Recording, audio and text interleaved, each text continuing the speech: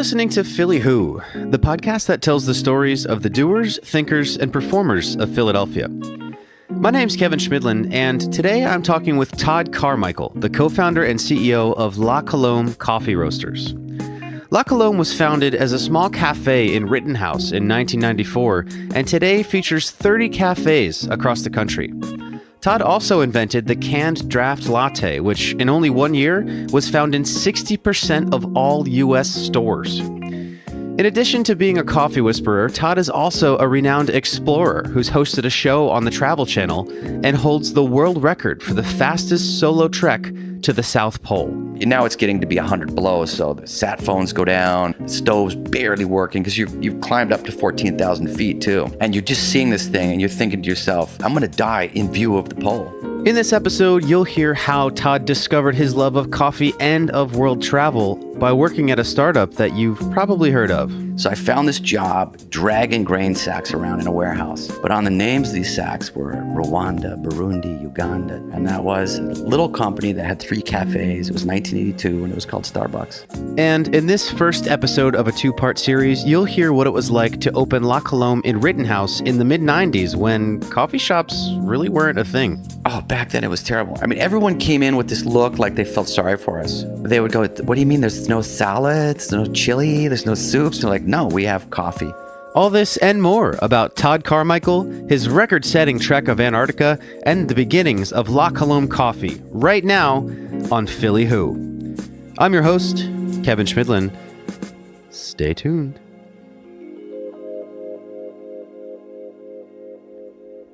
Just a heads up, there is a little bit of cursing.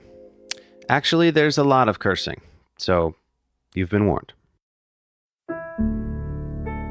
So before Todd Carmichael became a successful CEO, a world-class explorer, and a reality TV star, he was born and raised in the Pacific Northwest, not too far away from Seattle.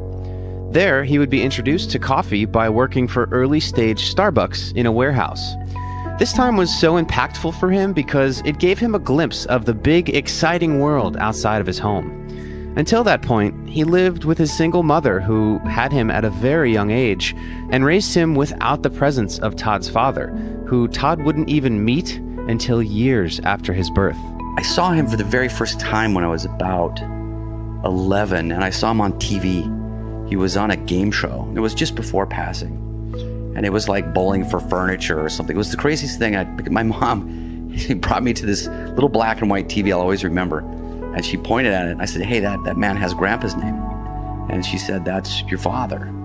And then because of that show, they got in contact again, and I was able to meet my dad. Then years later, he took his own life. He really suffered from the mind, and there was just a turning point where he couldn't come back. Yeah. Do you think that situation affected, I guess, your life trajectory at all? Yeah. Well, I mean, at 55 and as a father, you don't spend a lot of time thinking about things like that. But, when you look back, you realize, yeah, I mean, it shapes you into a different person. First, you quote unquote become the man of the house at a very young age. I became a provider for my mother at a very young age.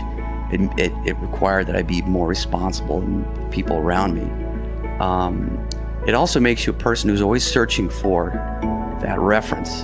You're not really sure how these things are done, so you have to discover on your own. So you're always reading and you're always looking for a hero, I guess, or you're looking for this kind of mosaic that you're creating that would become that father figure, or that man that you want to emulate, right? What were the pieces of the mosaic for you? I mean, early in my life, it was always heroes like Shackleton and all these men, these mountain climbers were that, explorers, all the way from, Champlain all the way through. I admired the bravery and the tenacity and the discipline, the endurance of explorers. And then came scientists, so I added that. And then I just added people as I kept coming, and I made this, snowman, if you will, out of pieces and parts of my heroes. Yeah. So it sounds like your mother was a pretty strong figure. Yeah. Is it true that she gave you your love of adventure and exploration? No, I think I'm the complete opposite of my mother. My mother is a very anxious person, actually. And she's never left her hometown. And that's not true because I've forced her to travel with me on a couple times. I put her on a cruise, and I think she loves the idea, but not the act of. She was born and raised in a completely different environment and a different time. She inspired me to go explore my world, but didn't do it herself. She's afraid of the world, and I just never was. Yeah. So when you were 15 years old, you, correct me if I'm wrong, ran a marathon and summited Mount Rainier? Yeah, that was a big year for me. I got super grounded for the Rainier thing. You got grounded? Yeah, I didn't tell my mom I was doing it. Oh my gosh. I learned in short order that, at altitude, clear skies mean you're going to burn your skin. But I never thought that I would have to bring sunblock on a glacier. This was before the internet, and I didn't have access to climbing books or anything. And I just had the rudimentary gear, and I burned the crap out of my face. There's no way I could talk my way out of that one. So mom found out, and I got grounded forever. The marathoning was fine. I mean, she supported that. Yeah. The desert trekking, she supported that. But she just didn't want me on top of mountains. Gotcha. So that was the line. It was the altitude. It wasn't the line. Yeah. Well, what it meant was that I jumped on a Greyhound bus. I made it down to Paradise Camp. Finally, I hitchhiked to a big distance, and I set camp for 2 days. And I made friends with some other hikers, and they knew the path. And well, they were hippies. They were the greatest guys. And I followed them all the way up to the summit and came back down. And I was, 5 or 6 days late getting home. So you tend to get in trouble. Yeah. And there was no cell phones. I was supposed to be, quote unquote, staying at Tommy's house. Yeah. But from the top of that mountain, I could see the rest of my life. I knew exactly what I wanted to do from the top of that mountain. This is what I want. What's this? What I want to do is I want to not stay within the definition of the person that I'm supposed to remain. I'm a poor kid from a shitty town in a part of the States that no one cares about. And I didn't want to fucking stay there. And I realized that if you just didn't accept the limitations, there were the people who did things and then the people who don't do things. And, I look across America and I can identify with what some of these people are feeling, that I just didn't want to be that guy. I didn't want to stay where I was born. And I didn't want to stay with the definition of who I was. And I was defined as the son of a suicide and, a young single mom in a shitty place in America. That's who I was supposed to be the rest of my life. And I realized at the time of that mountain, I wasn't going to fucking be that guy. I wasn't going to be him. So at what point did you discover your love of coffee? Well, first, I guess coffee found me, and then I found coffee. When I went to Seattle, I decided when I was 15 that I was going to go to college. And I know it sounds silly, but this isn't kind of thing that people talked about. That was an actual decision back then. It really was. And it was not one that was really supported by many people. It was in that area of the world. It was like, I know 1 million PhDs are flipping hamburgers, and what are they going to teach you that we can't teach you? And it's a real slight to do that. And it's really going against the grain, like climbing a mountain or running a marathon too young. But I made that decision, and there was no way I could afford it, so I knew I needed to do it through athletics, and that's where distance running came in. So finally, University of Washington, Seattle, the university I hoped to go to, not only let me in, but paid for my school. But I didn't have enough money for the extras, so I needed a job, and I couldn't serve food or I couldn't interact with people. I mean, I didn't know I wasn't qualified to do anything but farm work, right? So I found this job dragging grain sacks around in a warehouse. But on the names of these sacks were Rwanda, Burundi, Uganda, Tanzania, Brazil, Colombia, and they were coffee bags. And they meant the world to me. It was just like, again, being on that mountain again, I could see even further. And we're touching things that were from the world in this big city of Seattle. And that was a little company that had 3 cafes. It was 1982, and it was called Starbucks. And they gave me my start. I didn't do much more than just drag bags around. But when I was going to school, I was studying business. I wrote a business plan. It was about making the next generation coffee company, and I would call it La Colombe. And that's where we are. So it sounds like, so this is kind of surprising to me. It was more that coffee was the ticket to the world than the actual, like the taste and the beverage itself. Right. I mean, the thing I understood was agriculture. I understood seeds, and I understood metal mechanics, and I love the intersection of seeds and mechanics. That I understand. That's a farm concept. Like, how do you apply diesel motors and welded iron to agriculture and create something? But then ultimately it opened this bigger door, which is the long view, which is I could see this landscape that included more than just my state, but included more than just my country, that included Africa and Central South America and Asia. So that was the big grabber. And then when you're working something, you realize as you're moving forward that this shit isn't done. There's so much more left here. So there was space for my inventive mind. There was space to say, all right, there's the next generation, and I want to make that next generation. Yeah. Is that where you met your La Colombe co-founder, JP? That's right. Yeah, man. We both had fake IDs. You know, I had a huge head of hair. And see, when I left my hometown, it was very country western, you see. And I never really got to hear rock and roll. Like, not, you know, I heard old school rock and roll, but this new sound, punk, like, you know, like these bands like, you know, that were kind of Queen-esque and like, yeah. And so I immediately fell in love with the music scene in Seattle. And I was at a bar, me and JP, I met JP at a bar. It was this, we were waiting for this band called Green River to play. And the Green River then became Pearl Jam. You know, the lead singer died. So this is like bass guitar and drum and screaming and just insane, like rusty, like undercurrent, underground rock and roll in a bar that the beer came in cans because they didn't trust anyone with glasses, right? And this guy comes in with a gold shiny vest, like he's kind of like on Sha Na Na, right? Yeah. And he orders a champagne at the bar, and that was Jean-Philippe.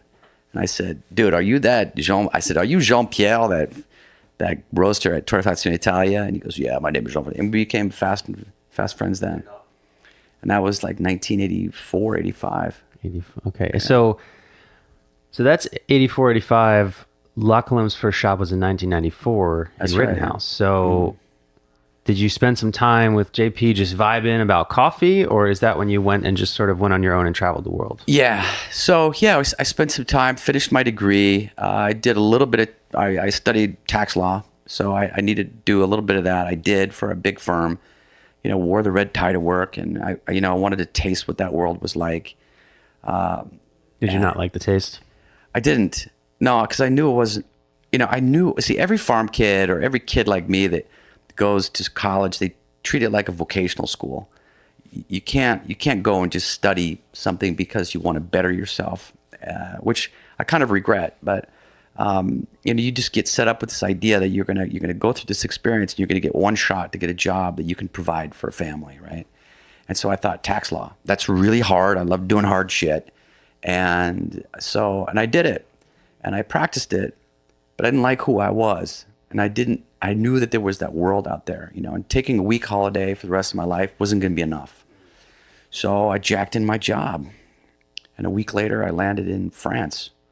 And then 4 days after that, I was standing in Addis Ababa looking for farms, man. Wow. So you went back to farming? I went to farming, yeah. I spent all my time for the next 4.5, 5 years doing odd jobs. I lived on a little sailboat in the south of France. So basically I was homeless, right? And but, you know, I was tan and everyone, you know, didn't treat me like a homeless. And I socked $97,250 away. And I came back to the United States with a suitcase and some traveler's checks looking for my city. Yeah. And you wound up in Philly. I did, yeah. So you've been said in interviews that you were looking for a city that needed you. That's right. Yeah, that's not a canned answer. I mean, there were some other ingredients that you look for, and then I think I try to fill in maybe after the fact, but realistically, like, I was looking for a I don't know, like distribution routes to blah, blah, blah. It's like, no, man. I needed a city, and I wanted a city that needed me back. It's just basics. I always return to the basics. Like, if it doesn't sound like a human relationship, it's probably not going to work. So I wasn't going to go and fall in love with a city and give a shit about me and didn't need me. So I was looking for one that needed me, and Philly did, I think, at the time. Yeah. What made you think that Philly needed you? Well, at first, there were no cafes. And at this point, you know that you want to start a coffee. Oh yeah. I've come to start La Colombe. Yeah. I mean, that's the name. You've already got the name. You wrote that up when you were working at Starbucks. I traveled all the way through Italy, and we found a roaster there that we bought, and we found the espresso machines, the grinders, the equipment. We knew exactly the business plan. Everything was set. We just needed to find a home now. And when I got to Philly, I knew right away, this is it, man. This is it. I walked the whole city like a grid, all the way up to the numbers. I think to like about, just from river to river. Yeah. And I said, this is it. And the next thing was to convince my French, partner. And I was living in France. He was living in Seattle, which is kind of ironic. It's funny. Yeah, I know. And he was he studied to be a pilot, and he was just months away from becoming a pilot for, I think, Air France. And I told him, you don't want to fly a bus for your life. You don't want to fly a bus. You want to take on the world. And we finally got here. I convinced him of everything. I always remember it was on there was the thing that was like where Peacock Alley is. There's this old Irish pub just right on the Parkway there. So I said, come on in. So we went in there, and we had 2 black and tans, and by the end of the second one, I go, you ready? And he goes, okay, I'm fucking in. And 3 weeks later, I was moved here. Wow, so it only took 2 beers. Only 2 beers. We might have been, I've been bothering him all day long about it, but he saw what I saw, And you got to remember, this is a time, Rittenhouse, if you walked across Rittenhouse in the dark, people would think that you were like a daredevil. Crack cocaine was prevalent. Homelessness was a problem. The suburbs were afraid of Center City. Chestnut was it was boarded up. Walnut was half boarded up. It wasn't the city it is today, but you knew. You look at the bones and you look at the city, and you knew, man, we're touch bottom. There's only one way up. That we're gonna fly out of this thing. So I'm sure that people came up to you as you're opening the shop on like 19th Street near Rittenhouse, where nobody is. There's no coffee shops. Mm-mm. And they probably said, what are you doing? Why are you here? What would you tell them in those days? Oh, back then it was terrible. I mean, everyone came in with this look like they felt sorry for us. We tried so hard because we built out the cafe ourselves, and they looked at us like, oh, it's such a shame because this is going to end in like 90 days. It's 25 years now, and it seems to be doing all right, but people were really confused. Like the cafe concept hadn't come, or it's just a coffee shop, right? They would go, what do you mean there's no salads, no chili, there's no soups? We're like, no. Like, no burgers, no like hoagies. We're like, no, we have coffee. And it just hurt their brains. And then everyone had the same questions. I mean, you probably know that in La Colombe cafes, there are no menus. Right. Because 2 months in, we had a menu in the original cafe. I just, literally during service, I reached up and just ripped it off the wall and threw it into the back room. It was just big. Because everybody would come up to me and they would look up, and I would stare at their throats. With them looking up at the sign, they would go, so what's a latte? What's a cappuccino? It would take you minutes. Everybody had to go through the whole menu to have to describe what these things were, because people literally didn't know what these were, right? And so when I ripped it down, they would come up and I would say, I don't know what to have. And I go, do you want something special? I would say the same thing. And then I'd make a latte or a cappuccino. I go, this is a cappuccino. They drink it, and then they would always drink that. They go, do you want something? Do you like chocolate? Great. This is a mocha. And I would just make them whatever. One by one, teaching Philadelphia about the finer points of coffee. That's it. And man, it didn't take long. Like by 4 months, there was a line out the door. Wow. And it's been there ever since. Was there a specific moment where you thought, holy crap, this is really, really happening? Yeah, because, all right, so you got to remember, I rented a place at 13th and Lombard for $140. It was I had a little futon and a hot plate. And then you had 3 towers that were the projects. So 13th and Lombard was like a real tough neighborhood, but cheap. And JP, the same thing. So we figured that our break even was like $350. We could survive if we could make $350. I mean, really, a day. Wow. And we did like 380. So day one, we're like, yeah, fuck, we made it. God, we're going to survive. I was like, and then, now it's, that takes 20 minutes. It's like, it's No like, time. yeah. But I knew right then that we'd had something. But I think that any entrepreneur who's worked that hard to get to that place, you have this sense of inevitability. You just think there's never any slight atom in you that goes, oh my God. So there's never this elation when you've gone over the hump, because it was written. It's what you saw. It's what was written. Yeah, it's written. It's just there. All of it's there. And so it's just like a script. You skipped ahead. You saw what's going to happen, and you read to that point. You're not surprised. So we never really felt that. I mean, there were surprises later on. I'm like today. I'm surprised By what? by La Colombe. Yeah, by me. By where it's all. Yeah, just by how I've evolved, how the company has evolved. There's a point. It's like forecasting weather. There's a point you just can't do it anymore because too many variables in one little butterfly. And it's 25 years in. I mean, I would never have thought, well, you're Esquire magazine's Man of the Year. You've got a world record. You had 3 years of TV. You've invented the fastest growing beverage in the United States of America. You have 30 cafes, 1,000. There's just fucking no way. I have 4 amazing children. I landed the most amazing wife, and I lived a charmed life. It's just, I never really thought that it could be this good. Yeah. So 6 years after the first shop opens, it's 2000. Yeah. You decided to take a trip. Nagigia. Yeah, I wouldn't have guessed that. So Yeah, I'm glad you yeah. took that. But yeah, so this is where you just wanted to jump into an indigenous tribe and Yeah. see how they did it. So why? Yeah, like 2000. I mean, I think you recall America was in, it was in a tough place, and I personally was in a tough place. Yeah, I needed to exercise something in me. Yeah, what was the tough place? Yeah, relationships. There was, I had a failed marriage, and that was hard on me. I mean, because that's just not how I viewed myself. And I'm slightly crazy myself. I had to learn how to deal with my own insanities, but like legitimately, my mom suffers from the brain too. So there's just a lot. So what I wanted to do is, one, I wanted to surf some of the biggest waves in the world, coral waves. I wanted to jack. I want to know what it's like to have like a train car fall on you. It was just because the shore here is great. I've surfed smaller waves in Central America, but I wanted to have a beast fall on me, right? And then learn how to ride it. And I wanted to go back in time. Like some people, they can find that in meditation or they can find that in reading, but I wanted to go back in time. And so I found this little village in the South Pacific in the middle of frickin' nowhere, population 180, maybe 180.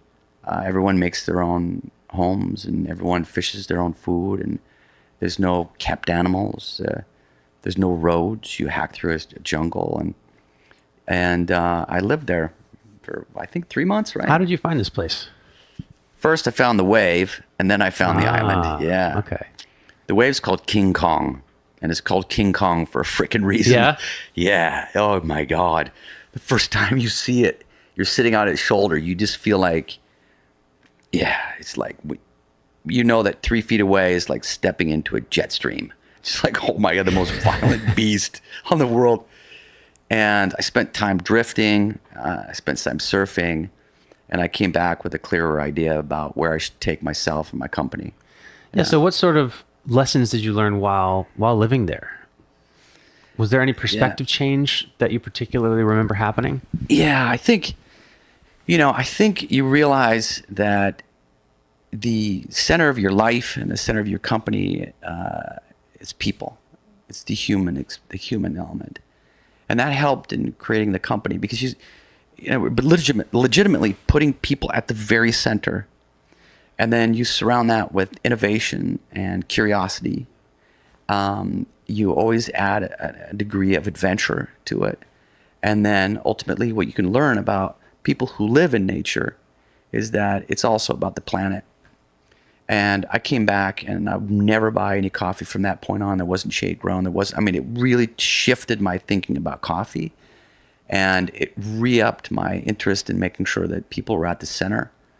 I knew always that I would always be an activist CEO. I mean, that's kind of who I am. I'm a pain in the ass for that reason, but it kind of re-stoked that engine.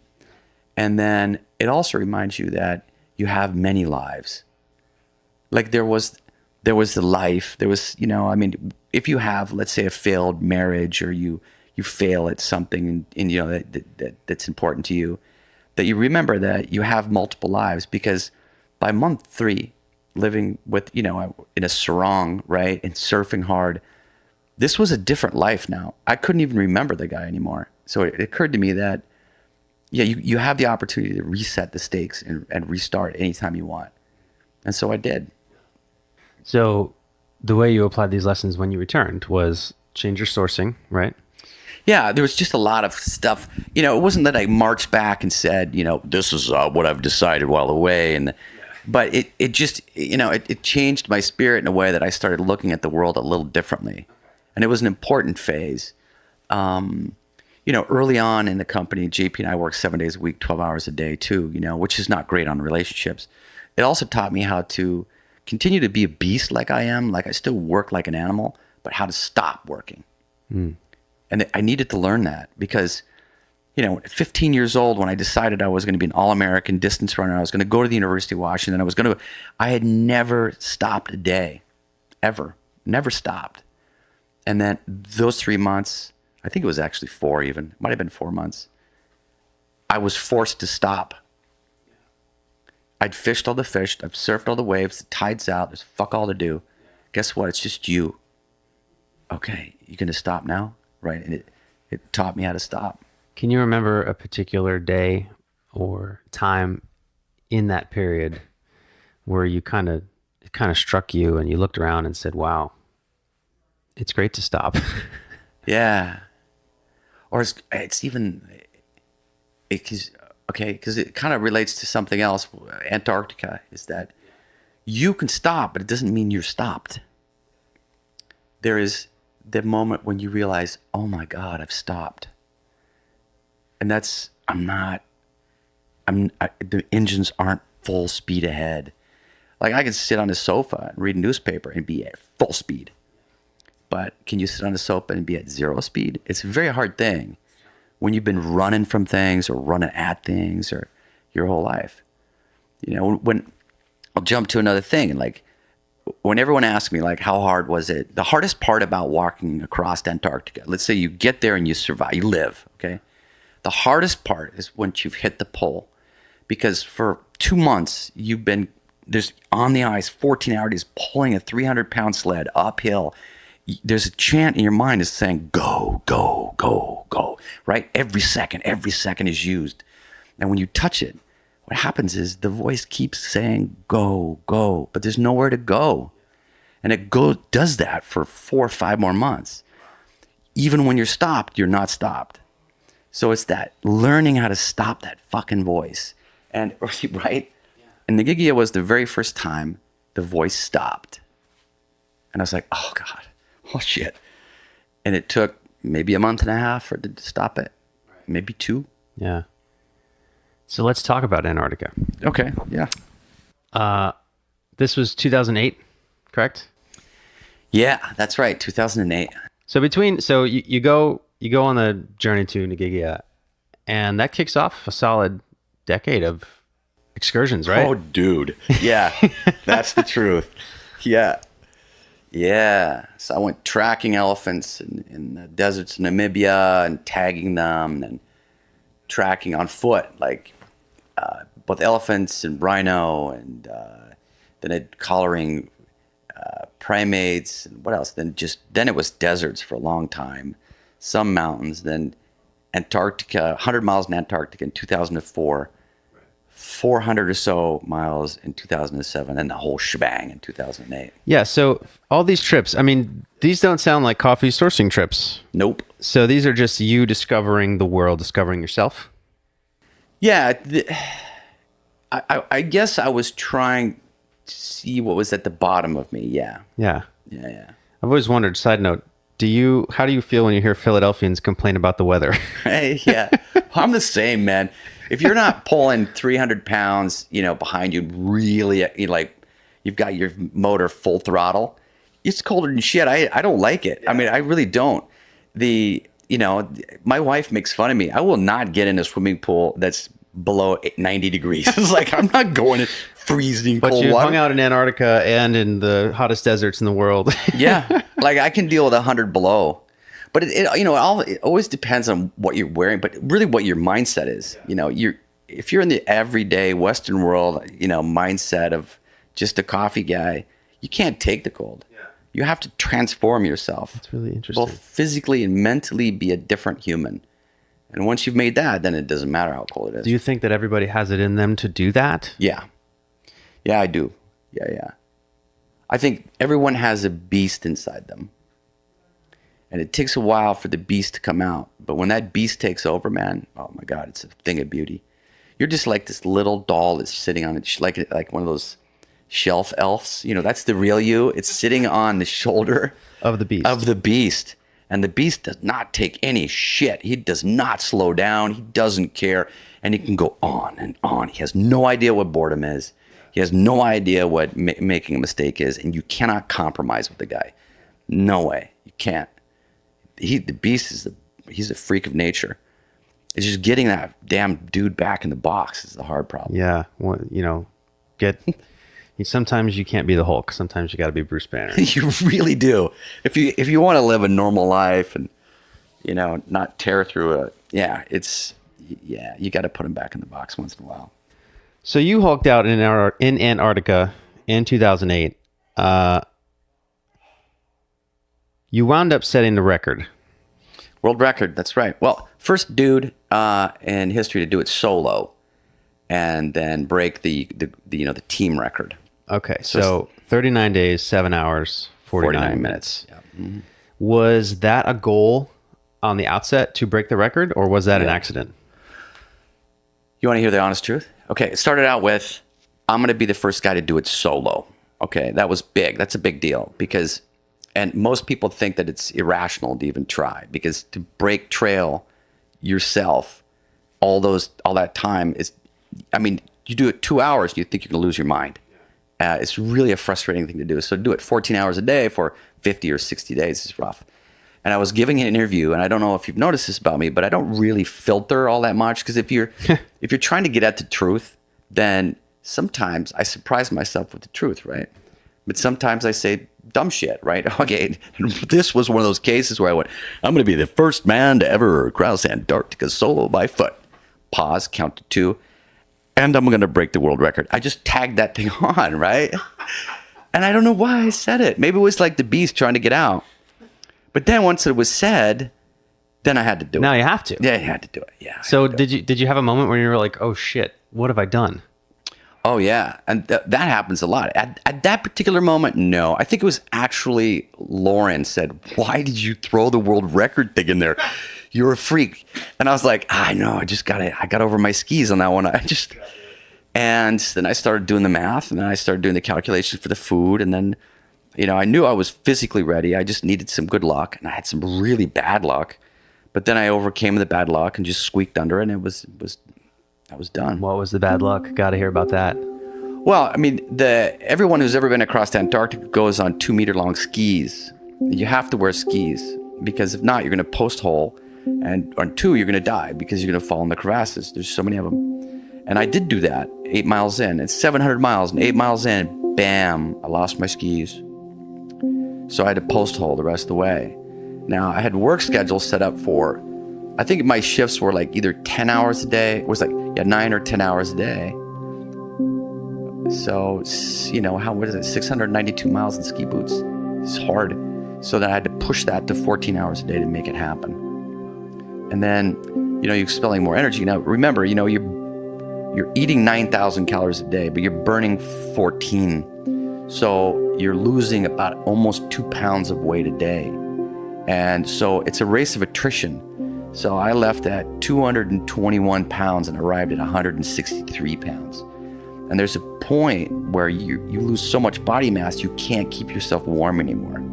So you're playing with fire. Like, just from that amount of time outside heaving that hard, I frostbit my lungs really badly. I had about 20 to 25% of my lung capacity left. I had left eye frozen. My face was frozen. I mean, just all frostbite. Hands, toes, fingers, thighs. If I'd had to be out there another day, I wouldn't have survived. No way. There's just no fucking way. I couldn't have done it. So the moment you're trekking and you see on the horizon the pole, what goes through your mind? Well, man, I tell you what happens is you're 2 days away when you see it. Okay, it's a tiny little freaking speck. If it's clear, because half the time you can't see past your own hands, but I could see the pole and you could see the dome, and it's surreal. I didn't believe it. Plus, I wear lenses, but it's so cold you can't wear lenses because they'll freeze. You get wind and it freezes, and they kind of shatter in your eye. So I searched around in my sled for a camera so I could take a picture and zoom in. I was like, all right, it's real. Because I was hallucinating really badly by now. I mean, I was just, people were with me. The ice was green. I could see my grandfather's house in my left field of vision. It's like, you're tweaking because it's sleep deprivation, you're malnourished, you're overextended, overexhausted. Everyone knows you just trip balls. I mean, it's like so I wanted to verify it. I kept looking at the camera, like when I got in the tent, okay, that's it. And then it just seems like it never gets closer for a long time. Forever. Because now the beast is getting weaker and you're trying to take control, right? You're rationalizing, you're thinking, and the clock's ticking, and now it's getting to be 100 below, so the sat phones go down, GPS, everything's going down, the stove's barely working because you've climbed up to 14,000 feet too. And you're just seeing this thing and you're thinking to yourself, I can die. I'm going to die in view of the pole. Then it became just a question of just one foot after the other until finally, bam, I was there. Yeah. And so you step in the pole, on the pole. I don't know what. There's actually there's a pole there, and you touch it. But there were a lot of worries. I knew I was close to death, and I knew that usually it's organ failure. 3 or 4 miles back, I dropped my sled, and I developed a really unnatural affinity and friendship with my sled. I know it sounds. No, it was the Wilson thing, right? Yeah. When I saw that with my wife, I said, because I had done a lot of isolation work, I said, that is so fake. That is bullshit. That is not true. You know what? If you're out alone for 40 days, like, or 40, and under those conditions, it was like leaving my dog. And I got down on my knees and I called her Betty, right? So, and I was like, I'm so sorry. I'm crying. I'm so sorry. I'll come back. I promise. I'm sorry. It's like I felt terrible. So I didn't first want to touch the pole. Because you didn't have Betty? I needed 3,000 calories to get back to her and pull her back in, right? So this woman came out, brought me in, and I was negotiating for some food. That was it. I just needed food. But I was the crazy guy, right? And my face is all duct taped, and it was just... So I said, just give me... They have this syrup. I could see the syrup because there's the cafeteria. I said, lady, give me that bottle of syrup. I'm out of your hair because I just want to get calories in to go get Betty so I can celebrate. And someone overheard that as she went to go get a manager, and she gave me these 2 giant cookies with frosting. Her name was Shelby. And I cried like a freaking little boy, and I ate them like a German Shepherd. And then I headed back outside. And you got Betty. I got Betty, right? Yeah. And I fell asleep in a little shed they had because I hadn't slept for a couple days. And when I woke up, there were lots of people in the shed shaking me. There's blood everywhere.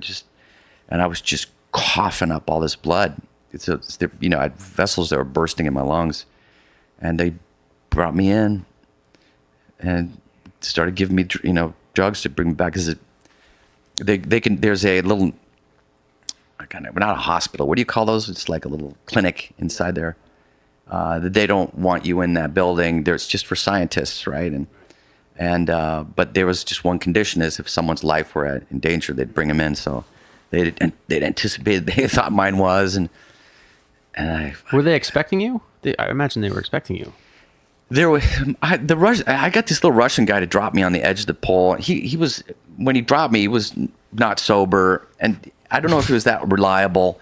And he was supposed to call in and predict the time, but no one thought that I would ever make it, and then no one thought that I would ever break the world record. So they knew that some guy was doing this, but they wouldn't think I would be there yet. And when you arrive there, they live in like the space station, right? Yeah. Outside is not a place that they go. So when you walk up and you pound on a window, it's as if like an astronaut just floated up to the space station. How in the fuck did this guy get here? It really did blow their minds. Yeah. And as soon as I was a little bit rational, it took me a couple days. I had to take on a lot of IV, a lot of food, where I can think quasi-reason. I spent some time talking to the guys and kind of explaining how I got there. So at that point, it's time to come back. Yeah. Was life different? Yeah, it was harder.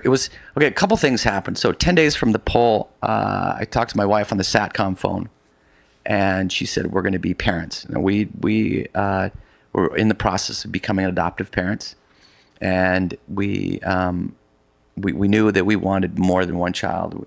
We knew that we wouldn't want to start with a certain age. We got a match. Her name is Yemi, so I knew I'd be a dad.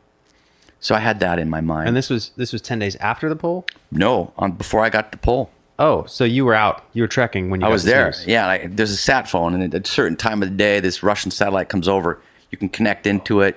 You don't have a lot of time. It's like weird time delay, but I got Lauren. She goes, you're going to be a dad. And I went, holy shit, I better nail this thing, because there's no way I'm coming back again with kids. Hey, guys, we're taking 2 months off. I'm going to go to the South Pole. Yeah. Yeah, that's it. So there was that. There was, I couldn't stop thinking about what the next thing would be, right? And that was Death Valley. And then I was having a lot of problems because of, like, I couldn't regulate my blood sugar anymore because just of how you eat every 70 minutes for 4 months. Your body just forgets how to regulate it on meals.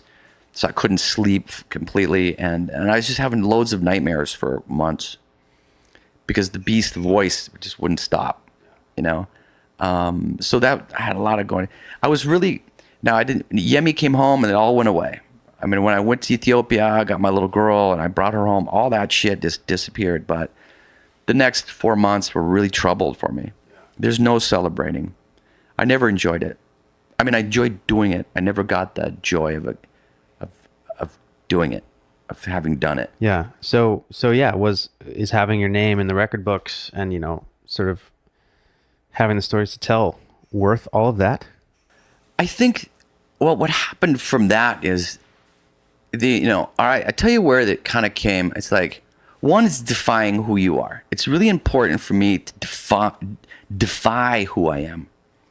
And that's, from Mount Rainier on, like as a kid and marathoning and ultra marathoning, the desert, it's always about not being the person you're defined as.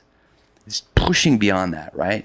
And recognizing that, I know there's the common way of saying it is that not being satisfied with the box that you're in, right? Breaking those boundaries. Second thing is, when I was a kid, I worked at this gas station called Big Reds, and I would pump gas, right? I was like, this is back in the old days where they don't care how old you are, where I was like 14 pumping gas, and I used to have to dip the tanks. And you take this long stick, you take the cover off the tank, and you drop it down there until it touches the bottom, and you pull it out, and you see how much fuel is in that tank. It's called dipping the tanks. Antarctica, the deserts, is about dipping the tanks. I want to know how deep that fucker is. I want to know how much I got inside. And there's only one way to do it, man, and that's just do it, go. So what I learned from Antarctica is that, yeah, man, I can go a long way. I can really do it. Look at La Colombe. All the people who started companies like mine have all sold and flogged off and done. This is 25 years. Fuck it. You want to see how far I can go? I know now. I know that. And when I became a dad, no worries. I can outlast, outstand, outdad, outpush anybody. I know how deep my tanks are, right? And that's the takeaway from it, And if the Antarctic conversation went completely away, I wouldn't feel much loss, because the real benefit is still, it's just sitting in me. When you approach difficult challenges in your life, you go, well, it's been harder than this before. Knowing that is super important to me. Knowing that my boundaries are way further than even I expected. So in the day-to-day challenges of life, you're just like, well, how hard can this be? I'm not like Lauren survived non-Hodgkin's lymphoma, and at a time you're not supposed to, right? And Lauren, my wife. And, we're raising 4 children who come from very difficult circumstances. So there were really tough challenges in the early parts of that. And we've had these challenges in life when something comes at us, we're like, fuck. It's like, really? Like if you got a crack in your app, in your iPhone, or something awful happens, we know we can rally. And Lauren looks over at me and goes, that guy could take that on his back and walk 500 miles in that direction if he has to, right? We know this, and it's important to test your wings. Okay, if right now you grew a set of wings and you could fly, okay, after you got over the shock of that, you're going to probably want to know what they can do. How far can I go? How high? How high? How far? How fast? Yeah. Right? Well, how about your insides? Aren't you interested to know how high, how far, and how fast they can go? Well, find something that's regulated and go for it. Yeah. So do you have any advice for somebody who's listening and wants to do the test, but can't find a Russian guy to drop them off in Antarctica? Yeah, that takes so long to organize. It depends whether we know what you're going for. I mean, is it mental? Is it emotional? Is it physical? Is it everything? I like the idea of going outside of areas. I think that every American should go and climb Mount Rainier one at a time. I don't plan to get crowded. This is a big, small mountain. Like right now, twice a year, I get on a plane and I'm there. I get at night, right? So I'm there in the morning. I'm climbing that next morning. I go up that day, down the 3rd, and I'm back here the 4th. A long weekend. And I've been out seeing avalanches. I've been across crevasses. I've picked across fields. It is this massive, tiny mountain. And, I take my friends, just everyday guys, never climbed. And I'll get them, we get up there, and you just feel like you've been away for a month and a half. And you've been scared, and you've been happy, and you've just hugged like other climbers, and you've been, emotionally driven. You've been bored. You've done all the emotions, and you've tested yourself, because it's scary, man. It's the middle of the night. There's a tiny ladder across the crevasse. You've got these big crampons on, gear. You got one little light on your helmet, and you've got to walk across this ladder and not kill yourself, right? It's really amazingly cool. And you think, you know what? If I can do this, I can smack out anything in my business or my work. I can. So it's the way I do it. Coming up on the next episode of Philly Who, Todd and I will discuss Dangerous Grounds, his show on the Travel Channel, and how shooting it led to some pretty sticky situations. So we got back in the boat, pushed it out as quiet as we can, and we about maybe said, and I'm like, oh, fuck, okay, we're out here. And then they're lighting bullets up coming across the lake. We'll also hear the story of how the Canned Draft Latte was inspired by his son eating whipped cream out of a can. And I said, okay, first, this is whipped cream. You got to know this, right? First, never do it like this. Shake it, right? Shake. Open your mouth. And I blasted in his mouth some whipped cream, and that's all I needed. And we'll talk much more about Philly and how La Colombe wouldn't be worth $1 billion without that good old brotherly love. I walked in there, I'd like to meet the mayor. I mean, literally, this is how naive I was. And he brought me in. I'll always remember, because he had a hoagie. He pulled it out. He gave me half. If you like the show, be sure to subscribe and rate us on iTunes. And give us a share on Facebook, Twitter, Instagram, whatever. Tell your friends.